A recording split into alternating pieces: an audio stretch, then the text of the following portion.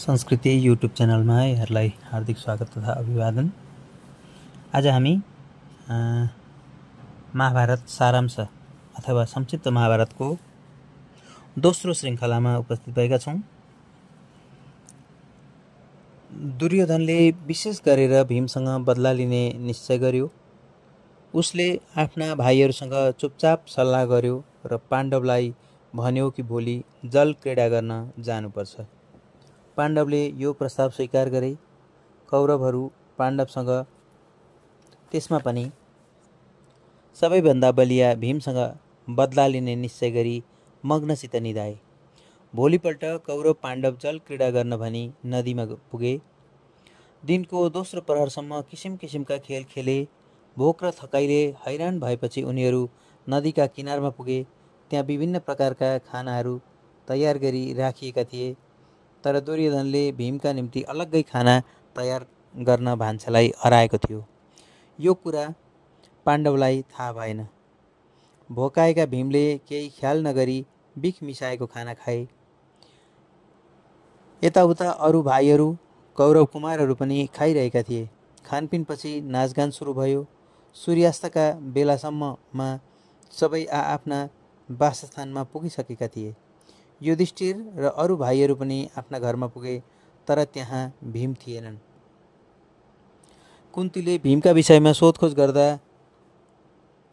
तिनी त अघि नैदेखि नाचगान गरेका ठाउँमा रहेनछन् भन्ने बुझिन्। यता पाण्डवका 4 जनाले चाहिँ भीम घरतिर गएछन् भन्ने सम्झी त्यति याद गरेनन्। दरबारभरि भीमको खोजी भयो। अहिले आउँछन् कि भन्दै सबैले यत्रतत्र खोजे। रात पनि गइरिँदै गयो, तर भीम कता गए कसैलाई थाहा भएन। भीम बेहोस भएका बखतमा दुर्योधनले तिनका हातपाउ बाँधेर नदीभित्र फ्याँकिदियो। नसाले बेहोस भएर उनी पानी भित्रभित्रै डुब्दै गए। पानीका नागहरूले डस्दा मात्र उनी होसमा आए। पानीभित्र अजङ्गको मान्छे डुबेको छ भनी नागहरूले आफ्ना राजा समक्ष बिन्ती चढाए। नागराज वासुकीले भीमलाई देख्ने बित्तिकै चिने। तिनले भीमका हात पाउमा बाँधेका बन्धनहरू खोल्दै भने, भीम, तिमी नडराऊ, म तिम्रा पिताजीको साथी हुँ। मेरा नागहरूले तिम्रो सम्मान गर्नेछन्। भीम त्यस ठाउँमा धेरै समयसम्म सुखपूर्वक रहे।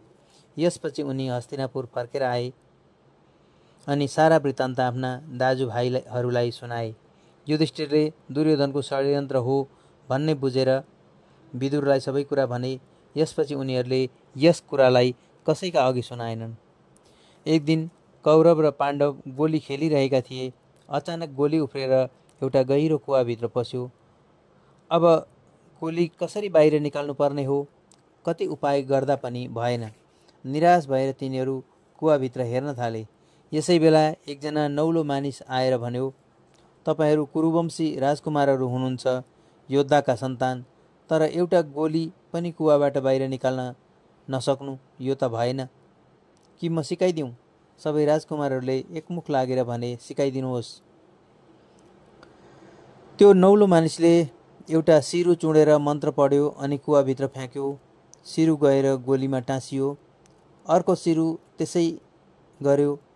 त्यो गएर अघिको सिरुका टुप्पामा टाँसियो। राजकुमारहरू तिनछक्क परे। नौलो मानिसले औँलामा लगाएको औँठी खोलेर कुवाभित्र खसाल्यो। राजकुमारहरू अब कुन चमत्कार हुन्छ भनी एक ध्यान दिई हेर्न थाले। उनले एउटा बाण धनुमा चढाएर औँठीलाई लक्ष्य गर्दै हाने। फेरि अचम्म, बाण औँठी लिएर बाहिर निस्कियो। राजकुमार ताली बजाउँदै उफ्रिए। 2-4 जना भीष्म पितामहलाई सुनाउन भनी कुदे। यता भीष्म पितामहले यो कुरा सुन्नासाथ सम्झिहाले कि त्यो नौलो ब्राह्मण प्रसिद्ध धनुर्धर द्रोण सिवाय अरू कुनै हुन सक्दैन। भीष्म पितामहले द्रोणलाई दरबारमा बोलाए अनि राजकुमारहरूका आचार्य भइदिनुहोस् भनी अनुरोध गरे। यस अनुरोधलाई द्रोणले स्वीकार गरे। महाराज धृतराष्ट्रले द्रोणलाई बहुमूल्य उपहार दिएर उनको सम्मान गरे। दरबारका अरू भाइ भारादारहरू पनि द्रोणलाई गुरु थाप्न पाउँदा खुसी भए। द्रोण धनुर्विद्यामा खुबै सिपालु थिए। उनको प्रसिद्धि संसारभर फैलिएको थियो। उनले कौरव पाण्डवलाई राम्रोसँग धनुर्विद्या सिकाए। भाला, वर्षा, तरवार, काँड आदि चलाउन, लाप्पा, मुर्के खेल र एकाग्र चित्त हुन सिकाए। गुरु द्रोणाचार्यसँग शिक्षा लिन देश देशान्तरका राजकुमारहरू आए। यस्तैमा एक निषाद राजको पुत्र एकलव्य पनि गुरु द्रोण कहाँ शिक्षा लिन भनी आएको थियो। द्रोणले एक शूद्र जातिलाई राजकुमारहरूसँग मिसाएर शिक्षा दिनु हुँदैन भनी फर्काइदिए। एकलव्य निराश भई जङ्गलतिर लाग्यो। उसले जङ्गलमै एउटा माटाको द्रोण मूर्ति बनाएर धनुर्वेदको अभ्यास सुरु गर्यो। गुरुप्रतिको श्रद्धा, अभ्यास, परिश्रम र मनोयोगका प्रभावले ऊ थोरै समयमा धनुर्विद्यामा प्रवीण भयो। एक दिन कुमारहरू शिकार खेल्न जङ्गलतिर गएका थिए। उनीहरूको कुकुर भुक्दै अघि अघि गयो।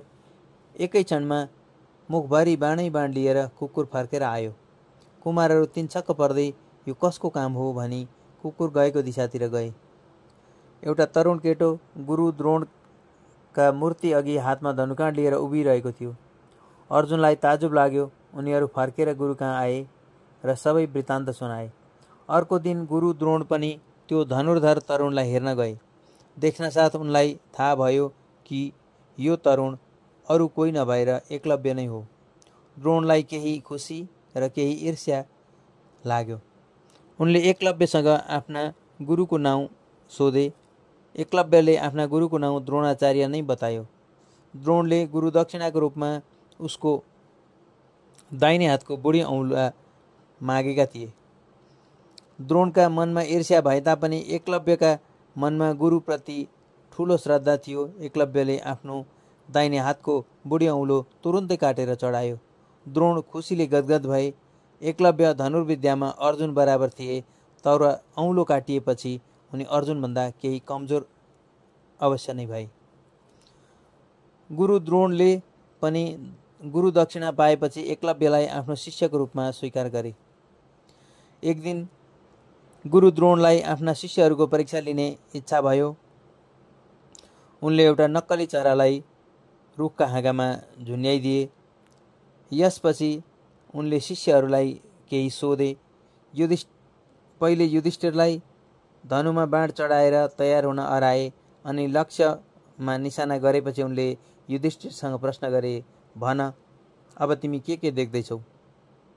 गुरुको प्रश्नमा युधिष्ठिरले चरो, हाँगो, माथिको निलो आकाश सबै देख्दैछु भने। गुरुले युधिष्ठिरलाई बाण नछोड्ने आदेश दिए। यसपछि भीमलाई तयार हुन लगाएर यी प्रश्नहरू दोहोर्याए। अझ भीमले त राजकुमार र गुरुलाई पनि देख्दैछु भने। यसपछि उनले मेलेसित नकुल, सहदेव र कौरव कुमारहरूसँग यही प्रश्न दोहोर्याउँदै गए, तर उनका प्रश्नका ठिक उत्तर कसैले पनि दिन सकेनन्। गुरुले अन्तमा अर्जुनलाई तयार हुने आदेश दिए। अर्जुनले चराको टाउकामा निशाना लगाए। गुरुले सोधे, अर्जुन भन अहिले तिमी के देख्दैछौ? गुरुज्यू, म अहिले चराको टाउको देख्दैछु। गुरुले अर्जुनलाई अरू धेरै प्रश्न सोधे कि तिमी मलाई, कुमारहरूलाई, वृक्षलाई, हाँगालाई अथवा अरू कुनै वस्तु देख्दैछौ कि देख्दै छैनौ? अर्जुनले चराको टाउको बाहेक अरू म केही पनि देख्दिनँ भने। अर्जुनको यस उत्तरमा गुरु द्रोण साह्रै खुसी भए। उनले बाण चलाउने आदेश दिए। अर्जुनका धनुबाट छुटेको बाण सिधै चराको टाउकामा पुग्यो र लक्ष्य भेदन गर्यो। चराको टाउको भुइँमा खस्यो। यस्तैमा एक दिन नदीमा पौडी खेलिरहेका द्रोणलाई एउटा गोहीले पक्र्यो। सबै राजकुमारहरूले आफ्ना गुरुलाई गोहीबाट मुक्ति दिलाउन अनेक प्रयत्न गरे, तर सकेनन्। कहाँबाट अर्जुन दौडँदै आए र गोहीमाथि सहस्र काँड हाने। गोहीले गुरुलाई छाडिदियो। गुरु द्रोण खुसीले विह्वल भए अनि उनले अर्जुनलाई ब्रह्मशिर नामक अमोघ अस्त्र पुरस्कार स्वरूप दिए। दुर्योधन र भीम गदा चलाउन सिपालु भए। नकुल र सहदेव तरबार चलाउन जान्ने भए। अर्जुन त जन्मजात नै धनुर्धर भने पनि हुन्छ। अझ गुरुबाट उनले अमोघ शस्त्र पनि पाए। गुरु द्रोणले आफ्ना छोरा अश्वत्थामालाई गुप्त रूपमा शिक्षा दिन्थे, तर पनि अश्वत्थामा अर्जुन बराबर हुन सकेनन्। यसो हुँदा द्रोणका प्रिय शिष्य अर्जुन नै भए। द्रोणले अश्वत्थामा अर्जुन र अरू 1-2 शिष्यलाई दैवी शस्त्रहरूको ज्ञान पनि दिए। यसरी नै केही समयमा कौरव र पाण्डव कुमारहरू एक कुशल योद्धा हुन पुगे। गुरु द्रोणाचार्यले एक दिन कुमारहरूको शिक्षा पूरा भएको बिन्ती राजा धृतराष्ट्रलाई चढाए। राजाले एउटा प्रतियोगिताको कार्यक्रम तयार गरे। यसका निम्ति एउटा भव्य टुँडी खेल तयार भयो। त्यसमा खेला देखाउने र बस्ने ठाउँको राम्रो व्यवस्था थियो। टाढा टाढाबाट प्रतियोगिता हेर्न विशिष्ट जनहरू आए। भगवान श्रीकृष्ण पनि कौरव पाण्डव कुमारहरूद्वारा प्रस्तुत गरिने खेल हेर्न त्यहाँ विराजमान थिए। देश विदेशका राजा, मन्त्री, भाइ भारदार तथा सन्त महन्तहरू पनि आए। भीष्म, धृतराष्ट्र, विदुर, गान्धारी, कुन्ती तथा राजसभाका सदस्य सबैले आफ्ना आसन ग्रहण गरे। यसपछि गुरु द्रोण, अश्वत्थामा, कौरव पाण्डव कुमारहरू एक गर्दै खेल मैदानमा आए। गुरु द्रोणले सेता लुगा लगाएका थिए अनि कुमारहरूको छातीमा कवच, काँधमा धनु र कम्मरमा तरबार भिरेका थिए। एक कुमारहरू बीच लाप्पा सुरु भयो। तरबार चल्न थाले, काँड जान थाले। उता भीम र दुर्योधन दुई भाइले गदा युद्ध सुरु गरे। यो युद्ध रिसमा परिणत भयो। क्रोधावेशमा ती दुईले एक अर्कालाई हिर्काउनसम्म हिर्काए। यसमा कसैले भीमपट्टि लागेर स्याबासी दिए त कसैले दुर्योधनपट्टि। अन्तमा हारजित नभई गदा युद्ध रोक्नु पर्यो। अर्जुनको पालो आयो। उनले उठेर धनुमा बाण चलाए, मन्त्र पाठ गरे अनि बाण आकाशतिर छोडे। आकाशमा चारैतिरबाट कालो बादल आयो, चट्याङ पर्यो अनि मुसलधारे पानी पर्यो। दुनियाँ स्तब्ध भएर रमिता हेर्न थाले। तर एकैछिनमा पुनः घाम चर्किए। यस्तो दृश्य त्यहाँका दर्शकले अघि कहिले देखेका थिएनन्। अर्जुनले मन्त्र फुकेर एउटा बाण छोडे, आगो दन्कियो। फेरि अर्को बाणमा मन्त्र फुकेर छोडे, आगो तुरन्त निभ्यो। यस्ता प्रकारका चमत्कारहरूमा अर्जुनलाई जित्ने कोही भएन। यत्तिकैमा बाहिरबाट कोही गर्ज्यो। एउटा तेजस्वी युवक भित्र पस्यो। उसले छातीमा कवच र कानमा कुण्डल लगाएको थियो। यस्तो असाध्य राम्रो युवक दैवी कवच र कुण्डलमा सजिएको देख्दा रानी कुन्ती झन्नै मूर्छा परिन्।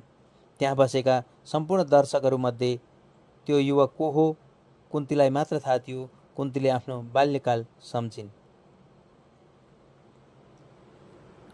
हवस् त विद्यार्थी भाइ बहिनीहरू, दोस्रो भाग यहाँ पुरा हुन्छ र फेरि अर्को भागमा हामी भेट्ने नै छौँ। तबसम्मका लागि